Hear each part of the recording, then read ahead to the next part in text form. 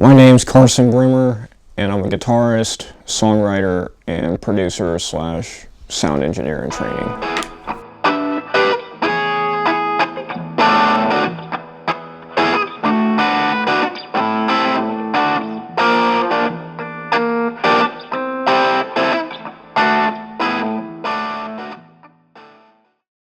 So after I dropped out of violin, I was on hiatus for a while, where I was a dual sport athlete in high school, but I wasn't playing any instruments. And then when I came here to Northwest, obviously I wasn't a college athlete. What can I do? So I got trying to be a drummer first. And for Christmas one year during my freshman year of college, I got a cajon, which technically looks like a wooden box, but it's a percussion instrument. So I ended up finding out that my friend from the Newman Center, actually, Tristan Perot, he played piano and was a songwriter as well. So I jammed with him a couple times, and then later on, with my dad playing guitar and writing music, I was like, maybe I can be a multi-instrumentalist where I can play two different instruments. And so that's why I came to guitar, but then guitar just took over. And writing songs as well, as of recently, within the past year or so, writing songs was new to me, so obviously I kind of had to figure that out because you can't just wing it.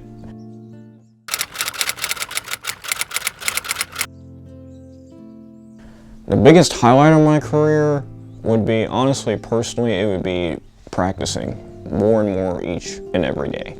Because back when I was 7, 8 years old, I played violin, and I hated to practice because my mom and my dad would always come in and kind of like harass me if I made a mistake, not in a bad way, but it just kind of felt like I'm embarrassed, and I was hard on myself. And now that I'm playing guitar, I know it's acceptable to mess up, and like nobody's gonna get onto you to mess up. So it's willing to actually practice and not feel so hard on myself for messing up.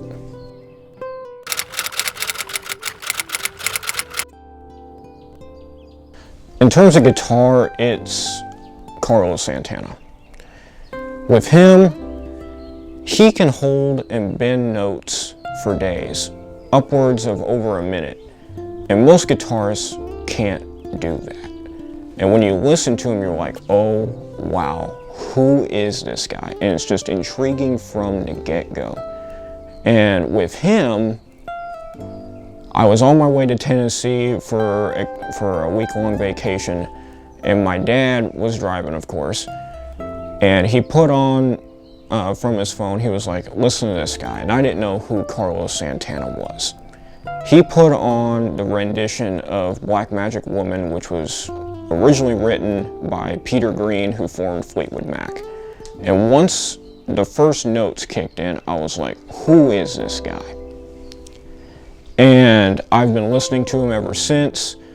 Some of my playing tries to emulate him sometimes, but obviously I'm not that good. I will never be a master of that myself.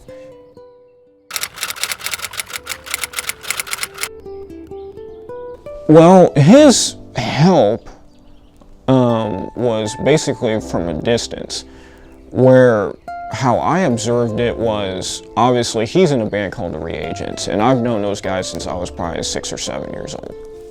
So I had always been around those guys from a young age. And from that I was like, in turn I wanted to do it, but obviously being a little kid, you're not really that talented at that point when you're 7 years old unless you have some gift. And he wrote songs, and he's also a poet. So he's been doing that for a long time. And when I came to write my first couple of songs, it was an inspiration from that, because himself and his bandmates wrote songs, and I was like, why don't I give this a try?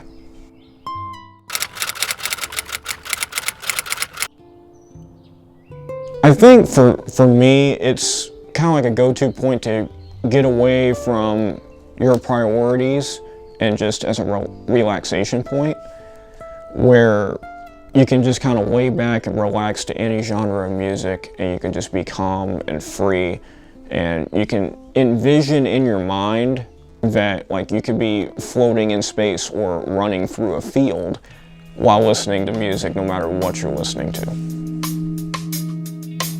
I don't ever wanna feel like I did that day. Take me to the place I love. Take me all the way. I don't ever wanna feel like I did that day. Take me to the place I love. Take me all the way. Yeah, yeah.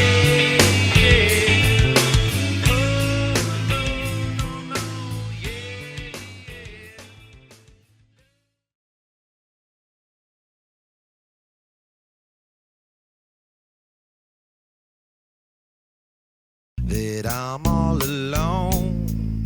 At least I have her love. The city, she loves me. Lonely as I am, together we cry.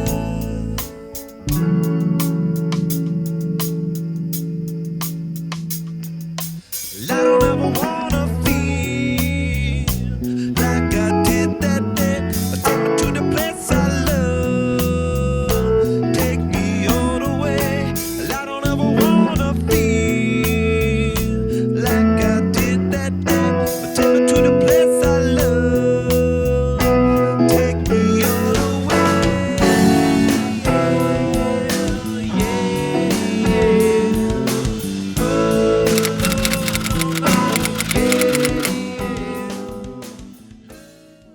Challenge honestly is creativity, and I will have my creative moments where if I'm playing in my dorm room or back at home, or even in the studio rather, it can come and go.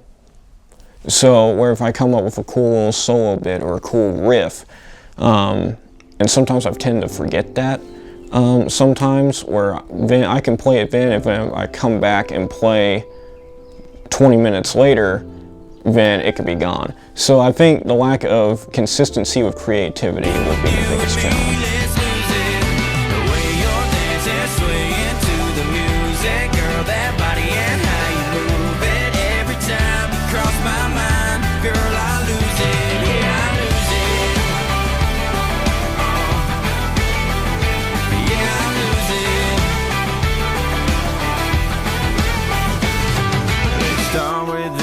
Casey's baby, kick 'em to the floorboard. When you do that thing right there, flipping your hair, baby, I swear. I don't think you know what you're doing to me. You got my heart skipping a beat. You're not close enough, so that space between you and me, let's lose it. The way you're dancing, swaying to the music, girl, that body and how you move it. Every time you cross my mind, girl, I lose it. Yeah, I lose it.